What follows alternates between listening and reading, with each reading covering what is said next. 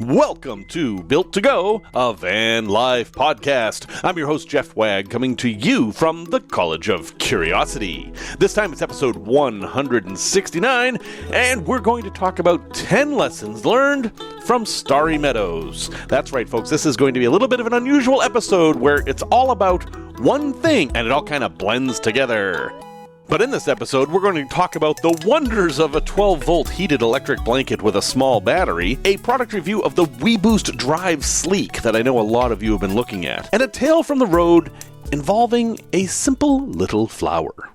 Thank you very much for coming back and listening once again, or if this is your first time, well, this is going to be a weird one for you because I just got back from RMSS, which stands for the Rocky Mountain Star Stare, and that kind of tells the whole story. This was staring at the stars in the Rocky Mountains in a privately owned dark sky site called Starry Meadows, somewhere near Gardner, Colorado. Now, if you're familiar with Colorado at all, if you draw a line between Pueblo and Westcliff, I was somewhere in the middle there, at about 8,000 feet elevation in the mountains, very, very little around there.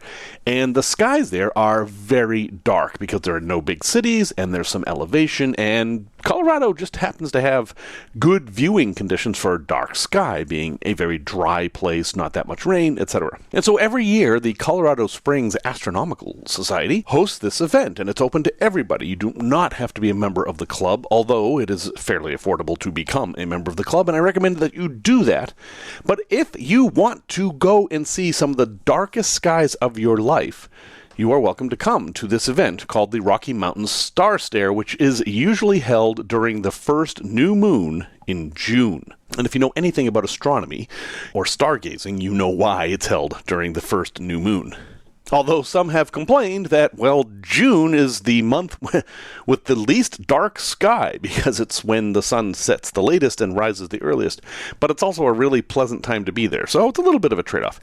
Anyway, when you get to this place, what you see is the darkest sky you've probably ever experienced. Now, I have been all over the world. I've been on ships at sea on both sides of the equator, down in the Antarctic. I've been to Helsinki, Finland. I've been all kinds of places that have dark skies, and I have seen some very dark skies, but this place is somehow different. It's because that's what you're doing there. You're not focused on anything else, and you happen to look up and say, oh, the sky is nice. No, you're sitting out in this open field with 400 of your closest friends, looking at the sky, and you will see things you probably didn't know were even up there. For example, for 2 nights in a row, we saw this bright white object streak across the sky, and a lot of us have these ISS alerts on our phones, so we knew it wasn't the ISS, the International Space Station. No, what it was the Chinese Space Station. We could see it very clearly with the unaided eye going across the sky, and that's not something I've ever noticed before. You can also see satellites and space junk and shooting stars regardless of whether we're in a meteor shower or not. And of course, the stars.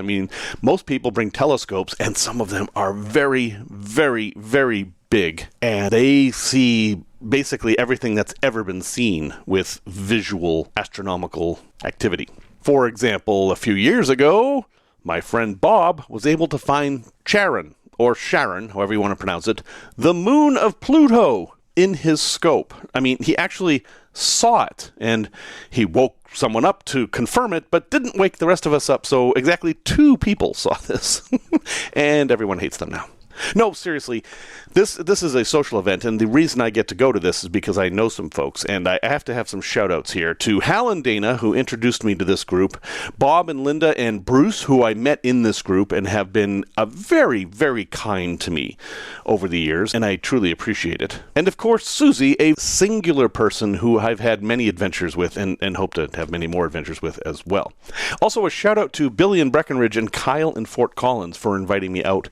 I really wish I could do that. Unfortunately, my situation now is that I have limited time to do these trips, and because of all the health concerns earlier in the year, my wife is less comfortable with me being out on the road as long as I used to be, so my trips are shorter, which, all things considered, is just fine, but it means it's hard for me to alter plans and go meet somebody. So I will be mindful of that in the future, and, we'll see what happens, because I'll be out there again next year. But I did manage to put together a list of 10 things that are worth talking about from this one trip. And, let's jump right in here now that you know what I'm talking about. First thing is that driving takes a toll. Now, I'm speaking personally here, but I am pretty sure this is true for a number of you. When you drive these long distances, you get into driving mode. And for me, it kind of alters my personality quite a bit, especially when I'm driving alone. After these trips, I find that I have a hard time relating to people. I've been so focused on just me and where I am and just my needs for so long, like, my radio station and my soda and my vehicle and my lane, and, that after I stop, it takes me probably a good half hour to an hour to kind of get back to normal and turn the compassion and empathy knobs back to where they should be. It's a little bit of an odd thing, but I think it's good to recognize it. And now I am just aware of it. So when I stop, I tend to do things slowly and just kind of ease into things. And so knowing this, I actually arranged things on this trip that the first night I didn't actually spend at Starry Meadows. I spent it off in Crestone, which is on the other side of the Sangre de Cristo Mountains, which is where this location is. And, I got there and then kind of just chilled out all night. And by the time morning came, I was more or less a normal human being. Well, at least as normal as I ever am. So that's just a good thing to keep in mind, that effect happens. Number 2, I'm actually fairly proud of myself, if I'm ever proud of myself, for how I handled a certain situation. 10 minutes after I left for this trip, a light came on the dashboard of my Sprinter, because of course it did.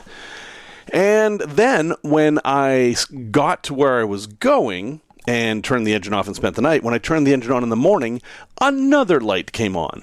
In just that one trip, I'd managed to generate 2 new problems with my van. It's very frustrating. As you know, I've spent a lot of money and time on this van, and it would be nice to just have one trip without some engine light going off, but no, this wasn't that trip. On top of that, I have a Renogy 200 amp hour battery that has Wi-Fi connection. It was reporting that it was full and yet at 50% capacity. I mean, it's a year old. Why is that? I don't know. So I had these 3 things gnawing at me, and I tend to be a very task-oriented person. And in the past, I think it very likely could have been the case that I would have spent the entire time at Starry Meadows trying to fix those problems. But I didn't. Instead, I gave myself some time to work on them, and then after that time was up, I wasn't going to care. And I had that luxury because, again, my scanner was able to tell me that these problems were not serious. The first light was for TPMS, which is the tire pressure monitoring system. And because I had the scanner, I was able to get the code, and the code was simply that I had a dead battery in one of my tire pressure monitors. If you have one of these systems, and most modern vehicles do, inside your tire, there's a little sensor, and it actually has a battery in it, and those can wear out. When you change your tires, the tire installer will actually check that battery to make sure it's still good, and then replace it if it needs to be, which I had just had done. So this is kind of annoying that I have this problem, but this is not a fatal problem. You can drive the van just fine. I mean, heck, back in the 70s, we didn't have these systems at all, and we did everything. So, okay, annoying, but not terrible. The next light was a glow plug light again. Yes, I've replaced all my glow plugs and some of them twice, and now I have another glow plug light. Glow plugs in diesels are there to help start the engine on cold days. This isn't something I was terribly worried about on this trip. The van started just fine, so again, just another annoyance. And the battery was actually the biggest concerning thing, so I called Renogy and had a conversation with them, and they confirmed that if my battery is reading at 14.4 volts, it is full. They could not explain the 50% thing that it was telling me. And instead of spending all this time fiddling on it and trying to reset the BMS, which in my case would have meant depleting the battery entirely and then charging it back up, which is a little bit fraught when you're depending on that battery to support you, I said, I'm going to ignore it. And I did. And I ended up using the battery just as I would normally. I ran the microwave on it. I ran a toaster on it, which I will have a review of in some other episode. And it was just fine. In fact, I had all the power I could want. And, well, that's the point of having a battery. Sometimes you have to take a step back from all the numbers and lights and things and just say, is this doing what I want it to do? If it is, it's okay to leave it alone. And that's where I ended up with that. Number 3, I think it's great advice always to be ready for all weather. Now, past experience told me that this would be a hot trip, so I brought lots of shorts and hot weather things. I was concerned about fans, so I had several fans in there and all this. Well, it turns out this wasn't a hot trip. The weather was unseasonably cold, and it went down into the high 30s at night. And staying warm was much more of a concern than keeping cool. Fortunately, I was somewhat prepared for that. I had warm clothes in the van. I had long pants. And I had ways to heat the van. Just a side note, the diesel heater worked perfectly. I love my diesel heater, and I will talk more about that in future episodes. But boy, is it nice to sit up in bed, press a button, and 5 minutes later have a nice, toasty, warm van. That is really luxurious. I don't know if I can ever go back to the old days of like having to make coffee and wait an hour to heat up the van just by moving around. I mean, I'm spoiled now. But yeah, no matter what you're doing, plan for both kinds of weather. And, you can focus on one like I did, but have some backup stuff. Like, always have a jacket with you. I don't care if you're going to Miami or whatever. Just always bring a jacket. Always bring some long pants. That kind of a thing. Number 4, and I kind of knew this, but it kind of played itself out over this long period in the van. You have to eat strategically on these trips. Now, living in a house, you've got a big freezer and a big fridge and a big cabinets, and, they're all full of stuff. You can kind of be like, what do I feel like eating today? But in a van where you have much less space, you can't really afford to waste food, kind of at all. So every meal is like, what's going to go bad first? And then making a meal out of that. Now, I had bananas with me, I had oranges, I had steaks that I was particularly concerned about.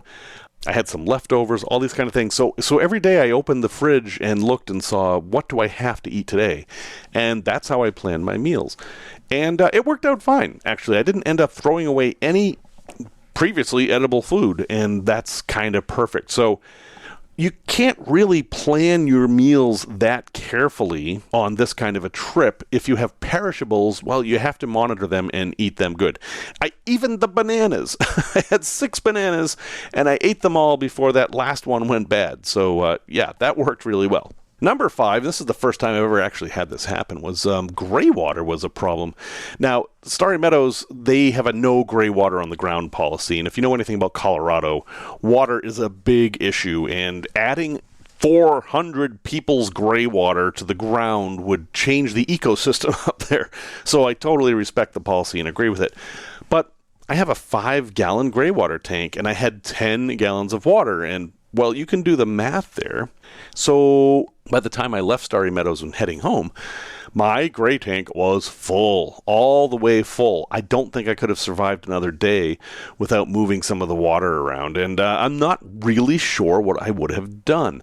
I do carry a couple of gallon containers that are empty with me, and I actually I had 4 5-gallon containers that were empty with me on this trip.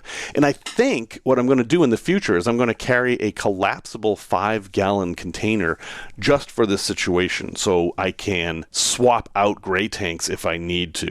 It generally isn't that hard to get rid of gray water, but when you're stationary in a place where you can't get rid of gray water, well, you end up in this situation. So, and I did end up going to a dump station and dumping it out as I left, so no big deal. Number 6, you don't have to do what everyone else is doing when you go to one of these things. I don't care what kind of van life thing you're at or when you're with other people, don't feel like you have to do what everyone else is doing. Most people, unsurprisingly, come to these things to look through telescopes and see all these amazing distant objects.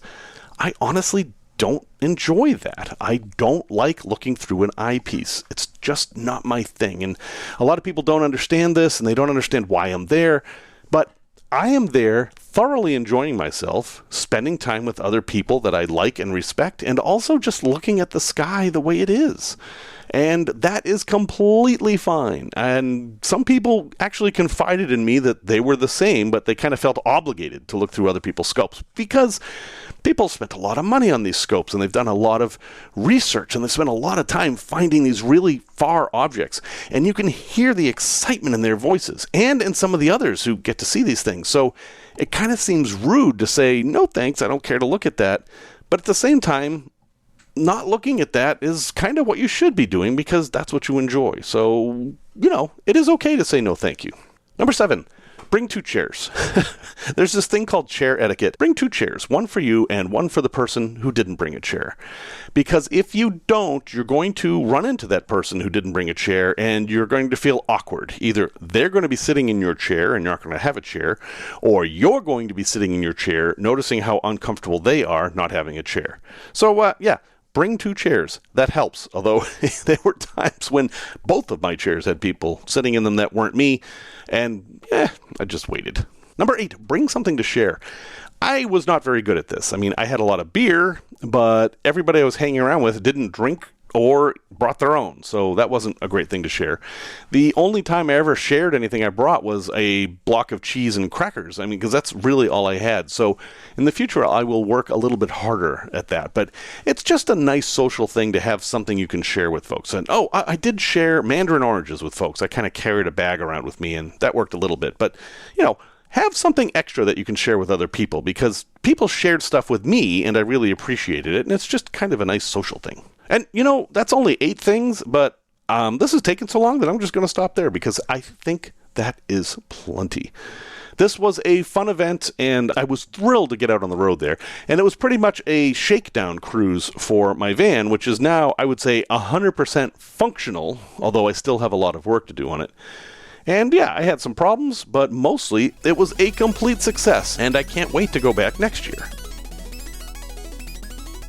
Tech Talk.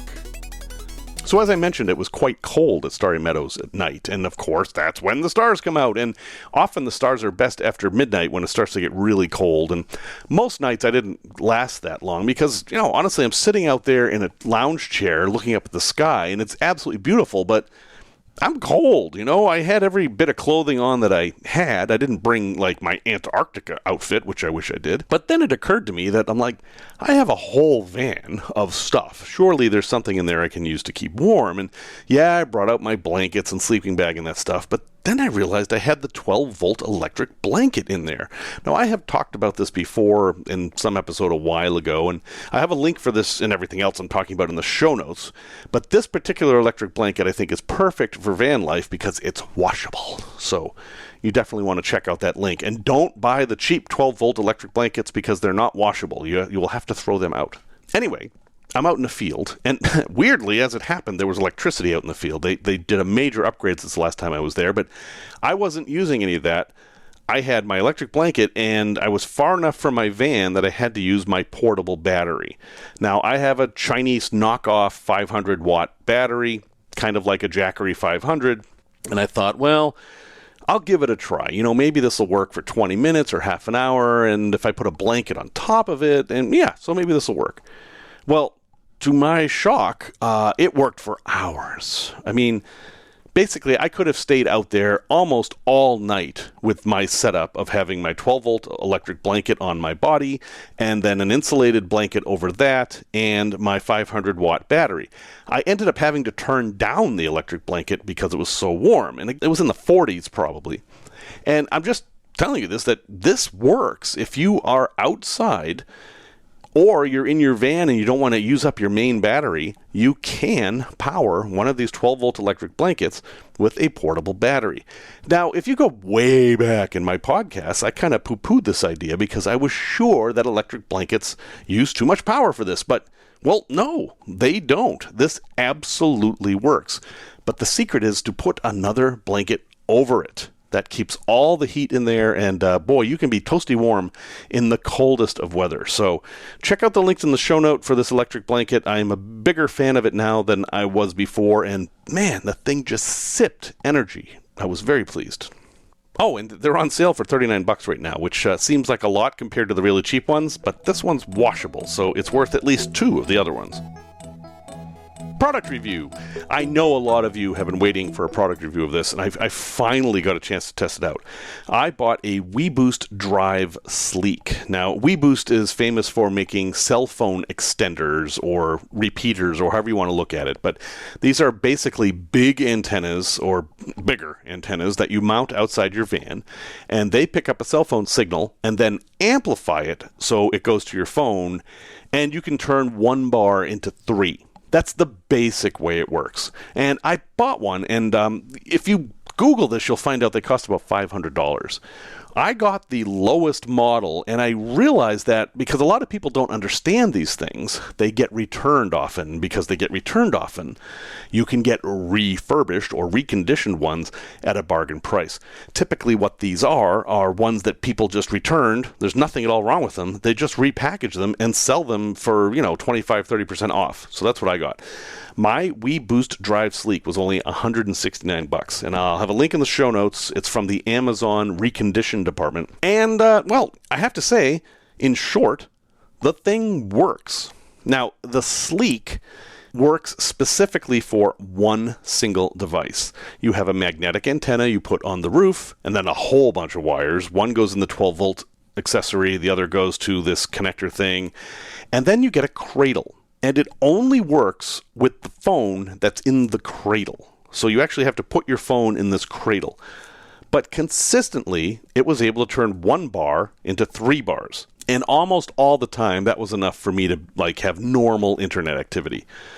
Now, there was a weird little event at Starry Meadows here, which is that cell sites are designed for whatever average internet usage they get. And on this one weekend, 400 people in this field all trying to get internet from a cell phone tower meant that it was possible to get good connectivity to the tower, but not have enough bandwidth to share amongst everyone. That's a thing that can happen. That happened a couple times, but I cannot blame that on the WeBoost. That's just how the cell phone networks work. But as far as this thing actually amplifying cell phone signals, it absolutely did work, and the way it's configured is you can mount this to your dashboard and just use it all the time while you're driving. Now, if you spend more money and get the higher models, it'll kind of give you a range, like you could use it inside your van with all your devices instead of just one, and you get a bigger antenna, and the highest levels you get an aimable antenna, which is going to give you the best service, but they end up, you're starting to get in the $500, $600, $700 range here. But, for $169, I was able to have pretty good internet all week at Starry Meadows, where normally I would have been having to go for a walk up to the top of the hill to get a good signal. Now, folks, this is what a lot of people make the mistake of. If you're getting no bars of service, this thing isn't going to help you. It doesn't magic internet out of the air. It takes a weak signal and makes it a moderate signal. Never did it make it a strong signal. I mean, there may have been places that turned 3 bars into 5, but it never turned 1 into 5. It's going to give you an average of 2 extra bars. And normally 3 bars is enough to get stuff done. So if you go way out in the desert where there really is no cell phone signal at all, this thing isn't going to do anything for you. And, that's why people return them so much. However, am I glad I have it? Yes. I'm going to not permanently install it. I'm going to keep it in a box in the back of the van and only pull it out when I need it. Because, this day and age, there aren't that many times when I actually find myself without signal. Link in the show notes. That's my experience of it. I like it. I think it works, and I think it's great for folks who are traveling the desert Southwest who have a weak signal much of the time. Tales from the road.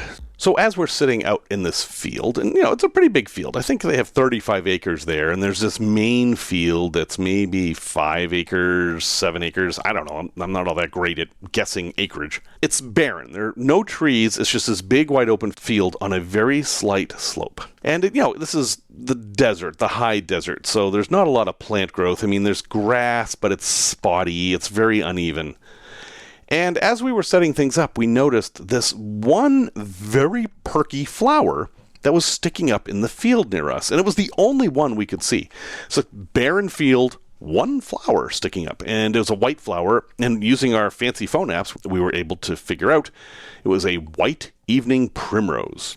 which is an interesting flower. It's a little bit heliocentric. It'll follow the sun around, and then at night it closes up and actually becomes purple when during the day it's white. At first, at least me, I'm admiring this thing that's so plucky, it's sticking out in the middle of nothing. And I noticed that a bee would come visit it every once in a while. I was like, it's kind of amazing. This one flower out in the middle of nowhere still manages to attract a bee. And then I was thinking, this thing's in the middle of a field that people are driving on. They're setting up these massive telescopes. And at night, they're just going to be walking around everywhere, and they're never going to see this flower. So I was joking with Bob. We were kind of taking bets on how long the flower would survive this event before it got stomped on. And, well, I don't think it occurred to either of us to actually do something about it. And then enter Caitlin. Now, Caitlin was someone I didn't know before this trip, and she had driven out there from Wisconsin, and she made it her mission to save this flower. So she got a collapsible orange cone from her rig and set it up right next to the flower, and that pretty much worked. But then she was worried that at night people wouldn't see the cone, so every night she would put a little weak light inside the cone, just enough to light it up, not enough to mess up anyone's night vision. And when I left Starry Meadows after 5 or 6 days, that flower was still there. So folks, if you care about something, you don't have to sit passively by and watch what happens. Sometimes you can take action and actually make a difference. And that's exactly what Caitlin did. A place to visit. All right, well, might as well be Starry Meadows, right? So if this sounds like fun to you, if this sounds like something you'd be interested in, I could talk for hours about the event. Rocky Mountain Star Stare is a several-day event. It usually starts on Wednesday and ends on Saturday night. And at night, people look through their telescopes. But during the day, there are lectures. They had a really good food truck in there, so you can always get food. You don't actually have to cook your own food. There's porta potties everywhere, which is how they deal with that. And now there's electricity that you can use, not for everything, but enough to charge your phones and stuff. I mean, it's a really well-done event, and it's a lot of fun, and especially for kids. There were 75 kids there this year, and just watching them with their paper rocket competition, I mean, that was fascinating. They had this huge crowd cheering them on, and some of these rockets were going up 1,000 feet. It was really a fun, interesting thing to watch. And the lectures can be super interesting. I know a couple of years ago they had a guy who walked on the moon, and you were able to talk with him and shake his hand and stuff. And this year they had somebody who worked on designing the new probe that's going to Europa in probably, I think it's going to take about 10 years for the thing to get there. You get to meet people that you just don't meet in everyday life, and everybody is very sciencey and kind of nerdy and friendly, and it's a very affordable event. I actually don't remember how much it cost, and I'm too lazy to look it up right now, but it was less than $50 for all this stuff. You get a packet of things, you get a book about star events that are happening for the year, you get a pin, and you get to hang around with some really interesting people. Now, the standard thing is that you should bring your own scope, because it's rude of you to impose yourself on other people who've spent all this money and time setting up their scopes, and that makes perfect sense. But in my experience, if you get to know folks and you're not pushy, they'll be happy to let you look through their scope. In fact, some of the old-timers who've seen it all would love somebody to come and say, "Hey, can you show me M53? I've never seen it before." And they will tune it in and show it to you, and that'll make their day too. So yeah, if you have any interest at all in this, come on down. And you also have times to explore the area. There's a wolf sanctuary 15 minutes away. Bishop's Castle is about an hour. Bishop's Castle is this very strange building this guy keeps building just out in the desert. And the Great Sand Dunes National Park is, it's really close as the crow flies. Unfortunately, crows can fly and don't have to drive. For those driving, it's a little over an hour away. But still, there's a national park about an hour away. You can turn this into a whole trip. And at some point, I'll tell you about Crestone Crater. That's a whole other thing. Anyway, yeah, you should do Rocky Mountain Star Stare. If you're looking for a fun thing to do in June, this event sells out every year. It's not very expensive, and I will have links in the show notes as to how you can find out about it. And if you do come see me. I'll be in the ambulance with the big hook waka bang on the side. Resource recommendation. Here it is, the one thing that really doesn't have anything to do with my recent trip to Starry Meadows.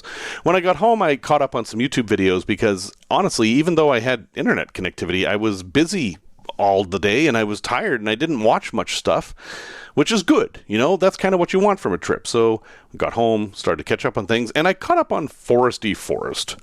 Foresty Forest is this guy who hikes mountains every day and with his little dog Rocco, and lives in a van and spends most of his time in Canada, although he visits the US every once in a while. Anyway, he's a very interesting guy, clearly an introvert, but also very introspective and very open. He'll share his experiences, and he just came out with a video called, "Is This the Secret to Long-Term Van Life?" If you are interested in long-term van life, measured in weeks at least, if not years, this is a great video to watch because he's lived in his van for years now. And he talks a lot about being disconnected from society, being self-reliant, how time kind of disappears, all those kind of things.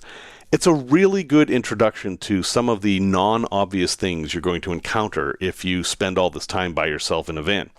So I will have a link in the show notes, or you can just search YouTube for it. Foresty Forest, Is This the Secret to Long-Term Van Life? And, just a great video. I enjoy all of his videos, but this one I found particularly insightful, and heck, I had to share it with you. Well, folks, thank you very much for listening to episode 169 and for giving me a week off. Not that you had any choice. Music, as always, is by Simon Wagg. And again, special shout out to my friends at Rocky Mountain Star Stair. Really had a great time. I'm very appreciative for each and every one of you. If you'd like to get a hold of me for any reason, I am Jeff at builttogo.com. That's 2 T's, not 3, not 1. And until next time, remember the words of Carl Sagan, who said, "The nitrogen in our DNA, the calcium in our teeth, the iron in our blood, the carbon in our apple pies were made in the interiors of collapsing stars. We are made of star stuff."